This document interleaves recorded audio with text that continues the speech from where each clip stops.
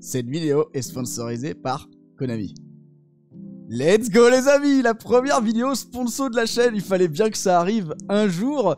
On y est pour le deck de structure, la légende des bêtes cristallines. Let's go, ça fait plaisir déjà parce que c'est un deck que j'affectionne beaucoup de base. Ça c'est incroyable. Ensuite, parce que la liste là qui est derrière le deck qu'on va lire juste après là, elle est insane, voilà, tout simplement. Je suis trop content de vous présenter ce produit et je pense qu'on va direct commencer par ça. Donc voilà, le fameux deck de structure, on le voit un petit peu mieux comme ça avec la seconde caméra. Bon, déjà ce dragon arc-en-ciel, ce nouveau dragon arc-en-ciel, il a l'air somptueux, voilà, hein, faut dire les termes, il est légendaire. Insane. J'aime beaucoup déjà le design, vraiment très coloré, etc. Je pense que le deck est assez insane. Alors, retrouvez le pouvoir des liens familiaux avec le deck de structure, la légende des bêtes cristallines, ou les bêtes cristallines de Jesse Anderson, ou Jess Anderson, ça dépend comment on le prononce, mais il me semble que dans l'anime c'est Jesse. Reviennent avec une nouvelle forme de dragon arc-en-ciel, capable d'asséner un coup final dévastateur. Bah let's go, hein, je pense qu'on va avoir un dragon arc-en-ciel sous hormones, moi ça me plaît bien déjà. De toutes nouvelles cartes magie et pièges vous permettront également de révéler le potentiel caché des bêtes cristallines. Et bah pourquoi pas. Pourquoi pas. Donc ensuite une liste avec des cristaux à foison, donc ça va être insane. Donc ça vous retrouvez la liste ici de façon au dos, donc on voit qu'on a des cartes jetons, donc ça j'ai hâte de les voir, des cartes magie, cartes monstres, des cartes pièges, et 2 cartes de l'extra deck, donc c'est pas beaucoup, mais c'est suffisant dans bête de cristal, donc ça c'est génial. On va regarder ça tout de suite.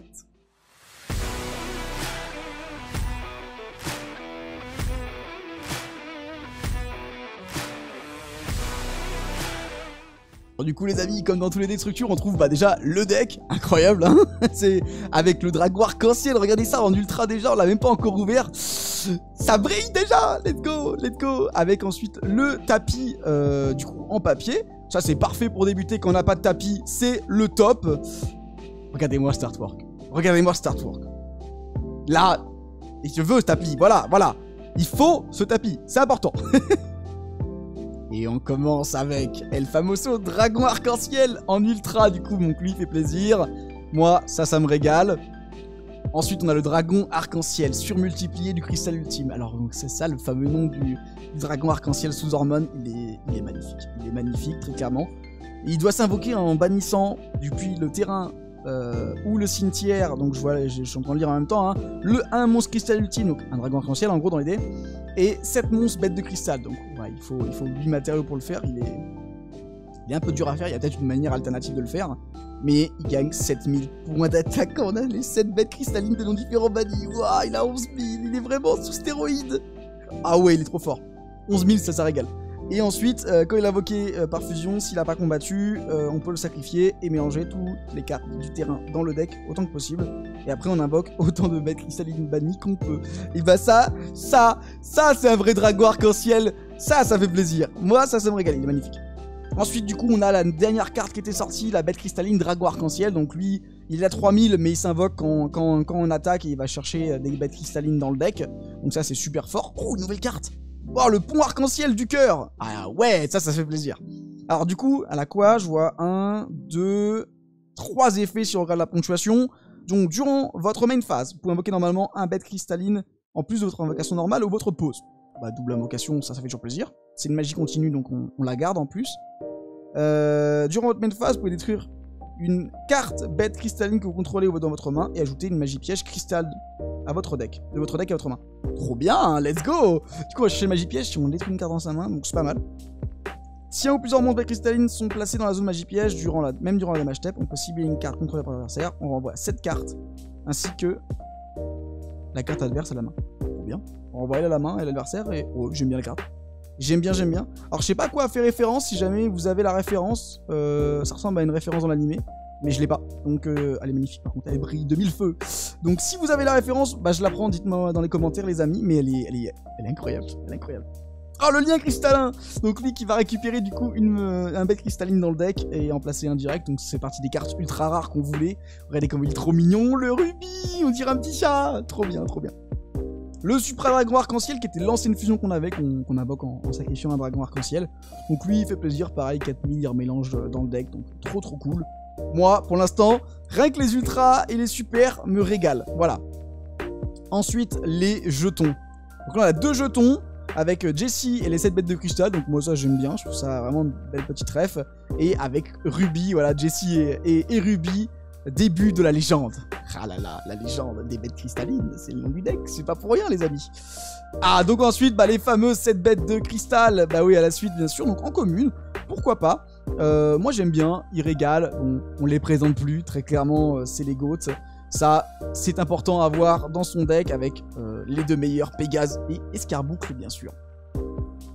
Ensuite, le dragon arc-en-ciel des ténèbres. Donc lui, bah, c'est la version ténébreuse qui je vais jouer avec Ténèbres Ultime. Donc je pense qu'elle est plus loin dans le deck, très clairement. Moi, je suis moins fan de celle-là. Je préfère les bêtes classiques, mais les bêtes des ténèbres, donc c'est référence avec le passage avec Yubel dans l'animé. Donc à voir si ça peut avoir avec une nouvelle carte, si on peut faire quelque chose.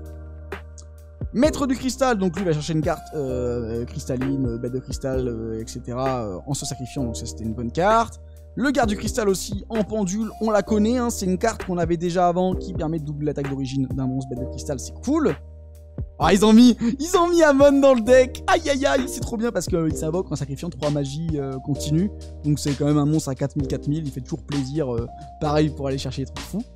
Ensuite, en réédition, bah, on a le migrateur dimensionnel. Ça, on voulait ce genre de réédition, hein, clairement, pour aller bannir toutes les cartes des cimetières pendant 2 tours. Donc ça fait plaisir.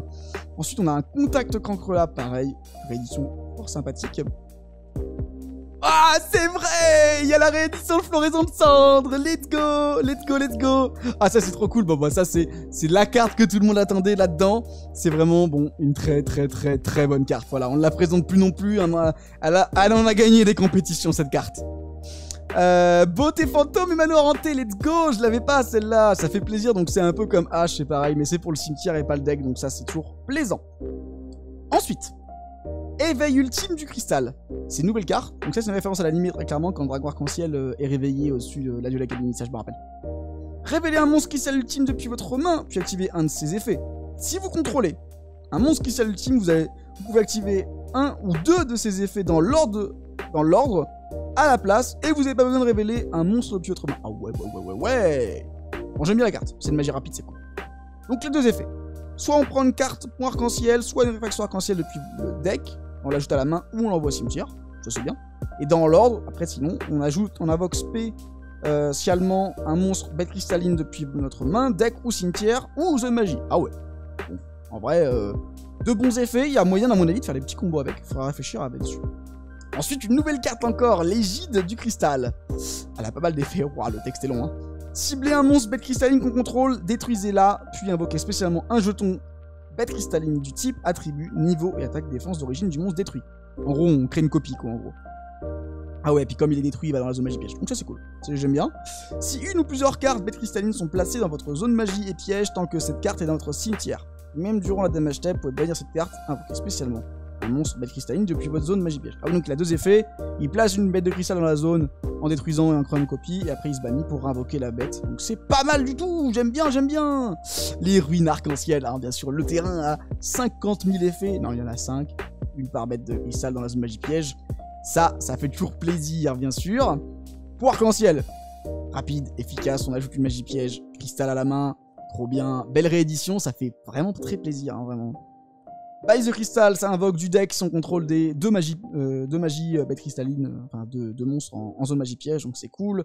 La bénédiction qui replace jusqu'à 2 bêtes cristallines du cimetière. L'abondance qui, si on a 4 bêtes de cristal dans la zone magie piège, nettoie le terrain et réinvoque, donc pour aller terminer son adversaire. Ça gagne des games, ça fait plaisir, c'est trop bien. Promesse qui réinvoque une magie piège dans la zone, enfin un monstre bête cristalline de la zone magie piège, c'est toujours une belle carte. Arbre cristallin qui, lorsqu'on place des magies pièges, enfin des bêtes cristallines dans la zone magie piège, on met des compteurs, ce qui nous permet d'en placer encore d'autres dans la zone, donc c'est toujours sympathique. La libération pour un gain de 800, ça fait plaisir. Grande valeur qui nous permet de piocher de nouvelles cartes, et ça c'est bien. La réfraction de l'arc-en-ciel qui rase le terrain, qui après avoir rasé le terrain avec le dragon arc-en-ciel, en fait on peut venir invoquer du deck toutes les bêtes de cristal qu'on peut, donc ça c'est vraiment trop cool. Les ténèbres ultimes qui nous permettent d'invoquer le dragon arc-en-ciel des ténèbres tout en protégeant des dégâts une fois par tour, donc ça c'est trop bien.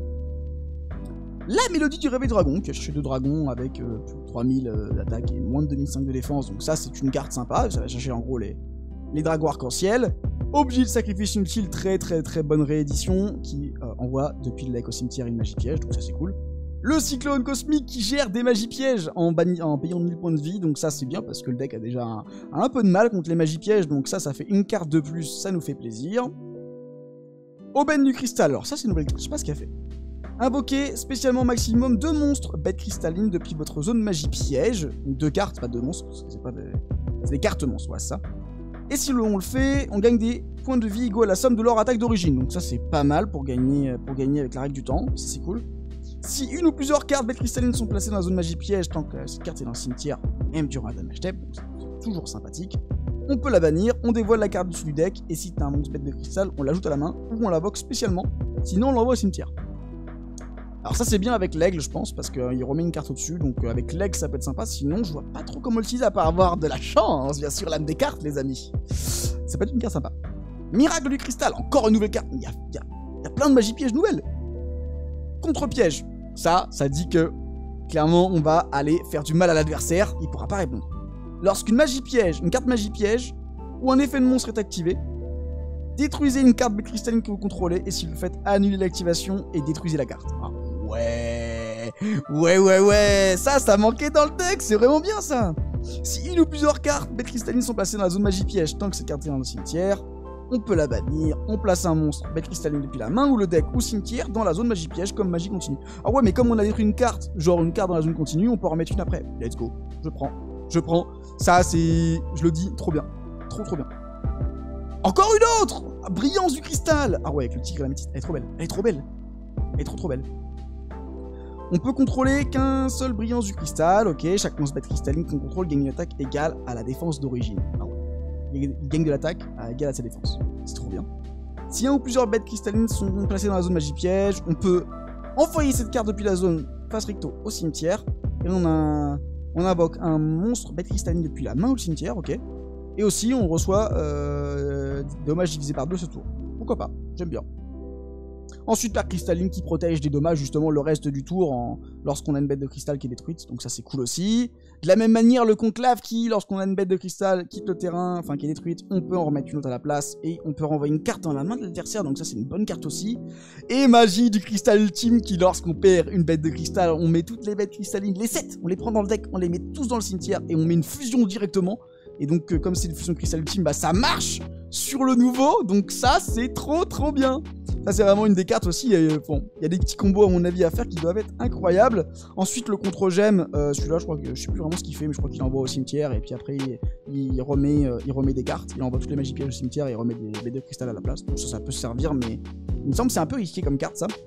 Ensuite la flamme de furet, voilà c'est pas mal, ça permet de nettoyer tout un terrain tranquillement, donc ça c'est cool. Et un métavers qui va chercher une carte de terrain pour la mettre directement pendant le tour adverse, ça fait plaisir. Avec un autre jeton, regardez. Je crois que c'est la première fois qu'on les voit tous réunis, tous les cristaux des bêtes cristallines. Et ça régale. Ça régale. Parce que c'est comme ça la forme dans l'animé qu'ils ont. En fait c'est la forme qu'ils ont. Bon ça j'aime beaucoup. J'aime beaucoup vraiment les artworks. En vrai dans les nouvelles elles sont magnifiques. J'ai trop aimé Brillance du cristal. Ça c'est vraiment... Regardez la beauté de la carte, elle est vraiment magnifique. Miracle, elle est moins belle je trouve. Mais bon voilà, il y a tous les cristaux en mode, voilà, c'est le miracle du cristal quoi. Aubaine elle est magnifique avec Escarboucle qui invoque 2 cartes. Donc ça c'est cool. Et puis en vrai, on va se dire un truc quand même. Est-ce qu'il est pas magnifique ce nouveau Dragon Arc-en-Ciel? Il est incroyable. Il est incroyable les amis, il est incroyable. Regardez ça, je peux rien dire. Je pense qu'on va se retrouver prochainement les amis pour un petit deck profile, hein, très clairement, voilà, hein, on va pas se mentir, ça va être fort sympathique. En vrai, quand je le dis, quel banger ce deck! 46 cartes de pure nostalgie, de pur bonheur. Des rééditions, mais... Oh, les rééditions aussi. Mais tout est bien. Regardez-moi ce dragon, je vais le crier. En salle, je vous préviens le nantais, hein, je vais crier. Oh, c'est un peu long comme nom. Mais je vais être la bête de cristal, comme dans l'animé. Oh là là, ça fait plaisir. En vrai, ça fait extrêmement plaisir de voir un deck aussi complet. Vraiment, des cartes, vraiment, comme je disais, full nostalgie, full animé. Des nouvelles cartes qui sont... Franchement, les effets... je vais travailler dessus pour un petit deck profile, comme je vous ai dit. Mais franchement, les effets, j'y trouve vraiment pas mal. Je pense qu'il y a des belles choses à faire. Il y a des très belles rééditions pour les joueurs compétiteurs aussi. Je pense que c'est un deck qui va toucher tout le monde et qui est incroyable. Donc voilà, je pense ne pas peser mes mots en disant ça. Ça me fait vraiment plaisir. Donc vraiment, merci à Konami de m'avoir laissé cette opportunité de vous le présenter en avance. Merci à vous d'avoir regardé la vidéo, n'hésitez pas à vous abonner parce que le petit deck profile il va arriver un peu plus tard justement et clairement on se retrouve une prochaine justement en stream pour jouer avec ce deck, très clairement hein, ça va se passer comme ça, donc abonnez-vous aux autres réseaux bien sûr, à Twitch, à Twitter, donc pour pas manquer justement mes actualités justement de mes streams, et puis je vous dis à la prochaine, ciao tout le monde.